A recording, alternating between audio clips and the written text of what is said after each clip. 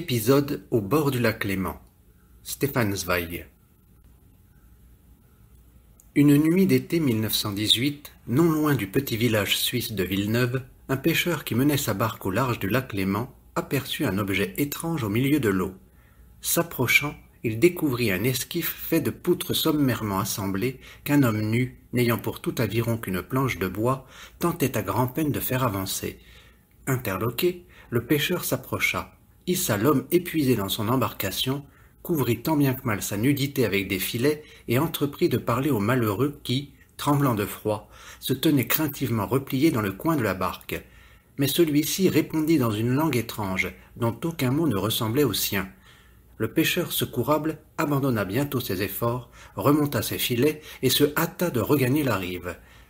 À mesure que les contours de la rive s'éclairaient dans la lumière de l'aube, le visage de l'homme nu s'illuminait aussi. Un rire enfantin perça sa large bouche enfouie dans sa barbe en broussailles. Il tendit une main vers l'horizon et balbutia un mot qui ressemblait à « Rossiya ». Il se mit à le répéter sans cesse, sur un ton interrogatif et déjà presque assuré. Et plus l'étrave se rapprochait de la berge, plus son exaltation augmentait.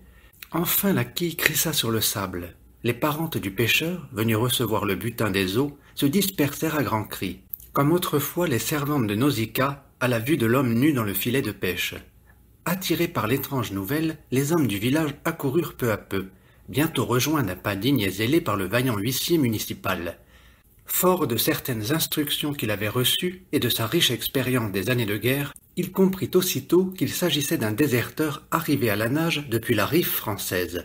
Et déjà il se disposait à l'interroger en bonne et due forme, mais il dut bientôt constater l'inanité de ses efforts, car l'homme nu, à qui les habitants avaient passé une veste et une culotte de coutil, ne répondait à toutes les questions que par un « Rossiya » aux accents de plus en plus craintifs et inquiets. Contrarié par son échec, l'huissier, par des gestes sans équivoque, somma alors l'étranger de le suivre, et, sous les hurlements des jeunes gens du village, entre-temps réveillés, l'homme ruisselant d'eau, pieds nus dans son pantalon flottant et sa veste trop grande, fut conduit à la mairie pour y être placé en garde à vue.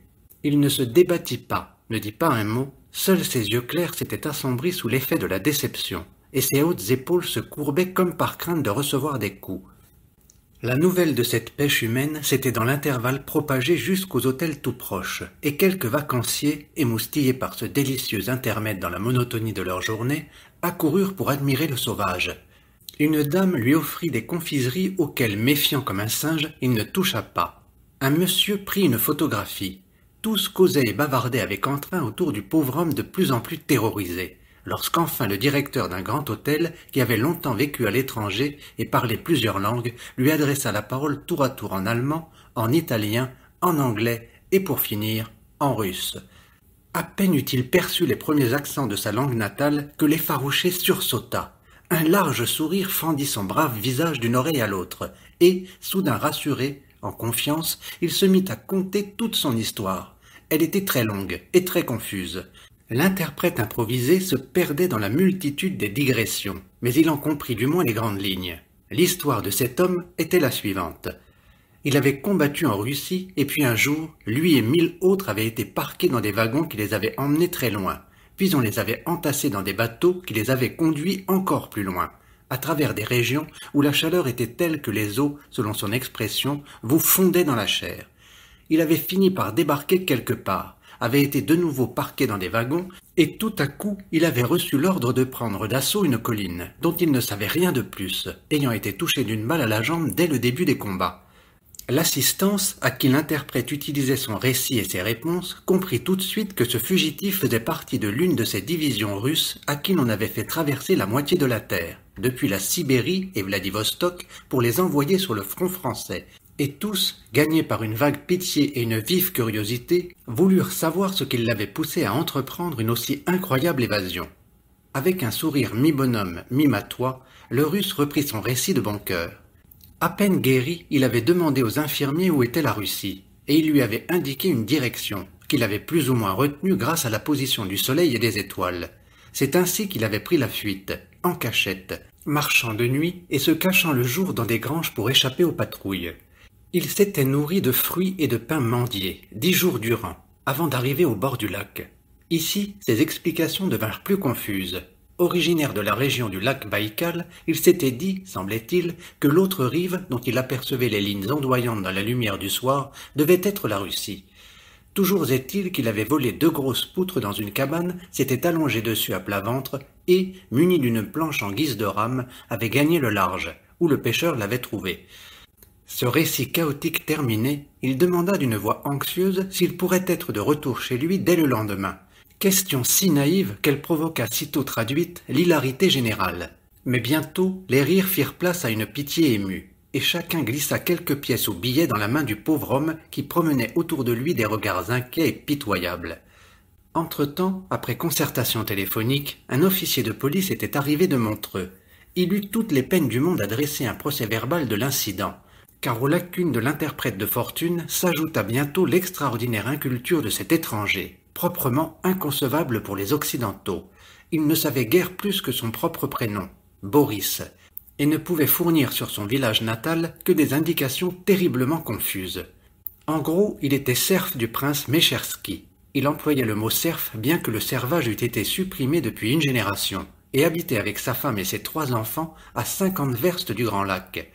Le moment étant venu de délibérer sur son sort, il resta là, le dos courbé et le regard morne, au beau milieu des débatteurs. Les uns étaient d'avis de le remettre à la légation de Russie à Berne. D'autres craignaient qu'une telle mesure n'entraînât son renvoi en France. L'officier de police expliqua que la difficulté était de savoir s'il fallait le traiter en déserteur ou en étranger sans papier. Le secrétaire municipal s'opposa d'office à l'idée de loger et nourrir au village cette bouche étrangère. Un Français s'emporta. Pourquoi faire tant d'histoires pour ce misérable fuyard? Il n'avait qu'à travailler ou bien être renvoyé. 2 femmes objectèrent avec vigueur qu'il n'était pas responsable de son malheur, et que c'était un crime d'arracher les hommes à leur pays pour les envoyer loin de chez eux. Déjà l'incident menaçait de tourner en querelle politique, lorsque soudain un vieux monsieur, un Danois, s'interposa et déclara énergiquement qu'il paierait l'entretien de cet homme pour 8 jours, le temps que les autorités s'accordent avec la légation. Une solution inattendue qui contenta toutes les parties, officielles et privées. Au cours de cette discussion de plus en plus animée, le regard craintif du fugitif s'était levé peu à peu pour se suspendre aux lèvres du directeur de l'hôtel, le seul, il le savait, qui dans cette mêlée pouvait lui dire le sort qui lui était réservé. Il semblait sentir confusément l'émoi causé par sa présence. Alors, le bruit des voix faiblissant, dans le silence qui s'installa, il leva inconsciemment les bras vers son seul espoir, d'un geste implorant, comme font les femmes devant les images saintes. Tous en furent irrésistiblement émus. Le directeur s'approcha de lui avec bonté et le tranquillisa.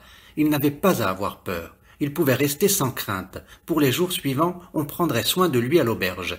Le Russe voulut lui baiser la main, mais il la retira en reculant.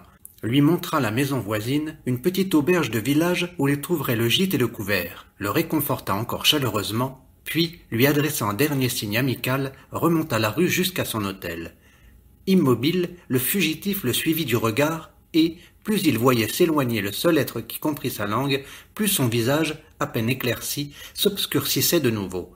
Les yeux brûlants, indifférents aux autres qui s'étonnaient et se moquaient de son étrange conduite, il regarda l'homme gravir la côte vers l'hôtel situé en surplomb du village. Lorsque quelqu'un d'un geste apitoyé le toucha de la main pour lui montrer l'auberge, ses lourdes épaules s'affaissèrent, et il se dirigea vers la porte, tête basse. On lui ouvrit la salle. Il se serra à une table sur laquelle la serveuse posa en guise d'accueil un verre d'eau-de-vie, et il resta assis là toute la matinée, sans bouger, les yeux perdus dans le vague. Les enfants du village ne cessaient de l'épier par la fenêtre, riant et lui criant des choses. Il ne levait pas la tête. Des gens entraient et l'examinaient avec curiosité. Il restait assis là, les yeux fixés sur la table, le dos courbé, honteux et craintif. Et lorsque vers midi, à l'heure du déjeuner, toute une foule emplit la salle de rire et d'un bourdonnement de paroles qu'il ne comprenait pas, assis là, sourd et muet, au milieu de l'agitation générale, il sentit avec effroi combien il était étranger, et ses mains se mirent à trembler si fort qu'il fut à peine capable de soulever la cuillère de son assiette de soupe. Soudain, une grosse larme coula sur sa joue et tomba lourdement sur la table. Il regarda timidement autour de lui, les autres l'avaient vu et firent soudain silence. Il eut honte, sa tête massive et hirsute se baissa plus encore vers le bois noir. Il resta ainsi jusqu'au soir. Les gens allaient et venaient, il ne prêtait pas attention à eux, pas plus qu'il ne prêtait attention à lui. Il était assis à l'ombre du poêle, ombre lui-même, ses mains pesamment appuyées sur la table. Tous l'avaient oublié, et personne ne s'aperçut que, s'étant levé tout à coup dans le crépuscule, il gravissait d'un pas morne, comme un animal, la côte qui menait à l'hôtel. Il demeura devant la porte 1 heure, 2 heures, tenant humblement sa casquette à la main, sans lever son regard sur quiconque. Un des garçons de course remarqua enfin cette étrange silhouette noire plantée comme une souche devant l'entrée scintillante de l'hôtel, alla chercher le directeur. Une légère éclaircie passa de nouveau sur son visage sombre lorsqu'il entendit saluer dans sa langue. « Qu'est-ce que tu veux, Boris ?» demanda le directeur d'une voix douce. « Je demande pardon, balbutia le fugitif. Je voulais seulement savoir si je pourrais rentrer chez moi. »« Certainement, Boris, tu pourras rentrer chez toi, » dit l'autre en souriant. « Demain ?» Le directeur devint grave à son tour. Son sourire s'était évanoui devant le ton suppliant de la question. « Non, Boris, pas encore, quand la guerre sera finie. »« Mais quand? Quand est-ce qu'elle sera finie, la guerre? Dieu seul le sait, nous autres hommes n'en savons rien. Et avant? Je ne peux pas partir avant? »« Non, Boris. »« C'est si loin? »« Oui. »« À combien de jours d'ici? »« Beaucoup. »« Je vais partir quand même, maître. Je suis fort, je ne crains pas la fatigue. Mais tu ne pourras pas, Boris, il y a une frontière à traverser. »« Une frontière ?» Il le regarda sans comprendre. Le mot lui était inconnu. Puis il reprit avec son entêtement étrange. « Je la traverserai à la nage. » Le directeur faillit sourire, mais cela lui faisait de la peine, et il expliqua d'une voix douce. « Non, Boris, ce n'est pas possible. Une frontière, c'est un pays étranger. Les gens ne te laisseront pas passer. Mais je ne leur ferai pas de mal. J'ai jeté mon fusil. Pourquoi ils ne me laisseraient pas retrouver ma femme, si je leur demande pour l'amour du Christ ?» Le directeur se fit plus grave encore. Il se sentit gagné par l'amertume. « Non, dit-il, ils ne te laisseront pas passer, Boris. Les hommes n'écoutent plus la parole du Christ. »« Mais qu'est-ce que je vais faire, maître? Je ne peux pas rester ici. Les gens ne me comprennent pas et je ne les comprends pas. »« Tu apprendras, Boris. »« Non, maître, fit le Russe en inclinant profondément la tête. Pas moi. Tout ce que je sais faire, c'est travailler au champ. Il n'y a rien pour moi ici. Je veux rentrer chez moi.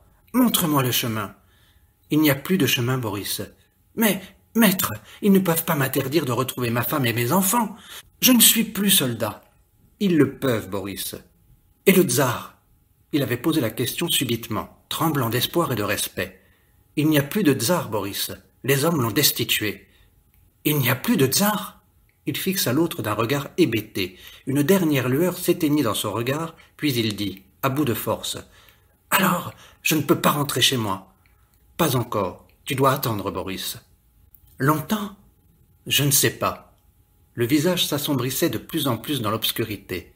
« J'ai déjà attendu si longtemps. Je ne peux plus attendre. Montre-moi le chemin. Que j'essaie. »« Il n'y a pas de chemin, Boris. À la frontière, ils t'arrêteront.